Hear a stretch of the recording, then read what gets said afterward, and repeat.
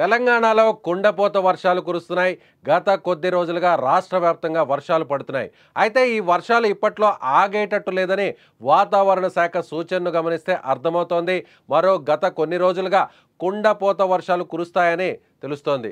నేటి నుంచి 4 రోజుల పాటు రాష్ట్రంలో వర్షాలు కొనసాగే అవకాశం ఉందని అధికారులు అంచనా వేశారు. నేడు కామారెడ్డి, సిరిసిల్ల, కరీంనగర్, ములుగు, భద్రాద్రి, కొత్తగూడెం జిల్లాల్లో భారీ వర్షాలు కురుస్తాయన్నారు. ఈ మేరకు ఆయా జిల్లాలకు ఆరెంజ్ అలర్ట్ జారీ చేశారు.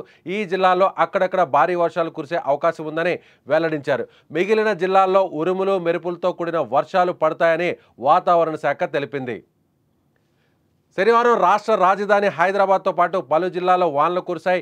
కొన్ని చోట్ల భారీ వర్షాలు పడగా పలు చోట్ల ముసురు పడింది. అత్యధికంగా ములుగు జిల్లాలో వెంకటాపురంలో 10.6 సెంటీమీటర్ల వర్షం కురిసింది. ఉమ్మడి ఖమ్మం, ములుగు జిల్లాల్లో వర్ష ప్రభావం ఎక్కువగా ఉంది. దీంతో అక్కడక్కడ లోతట్టు ప్రాంతాలు జలమయం కాగా చెరువులు, వాగులు పొంగి పొర్లాయి. కొత్తగూడెం జిల్లా అశ్వారావుపేట మండలంలోని కావడిగుండ్ల, గోపన్నగూడెం మధ్య వాగులో ఏపీకి చెందిన 2 మహిళా కూలీలు కొట్టుకుపోయి మృతి చెందారు.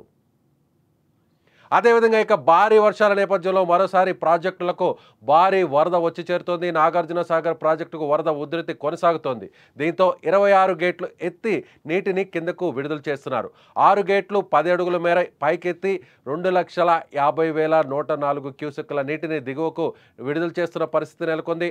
అటు శ్రీశైలం అలాగే 7 గేట్లు 10 అడుగుల మేర ఎత్తివేసి నీటిని విడుదల చేస్తున్నారు. కుడి, ఎడమ జల విద్యుత్ కేంద్రాల్లో విద్యుత్ ఉత్పత్తి కొనసాగుతోంది.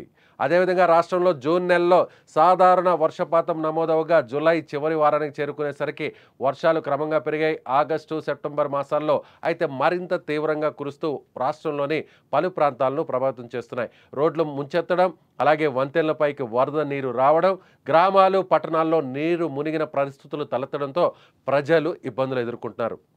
భారీ వర్షాలు, వరదలు అనుభవాల నేపథ్యంలో అధికార యంత్రాంగం ముందు నుంచే ప్రజలను అప్రమత్తం చేస్తూ పకడ్బందీగా చర్యలు చేపడుతుంది.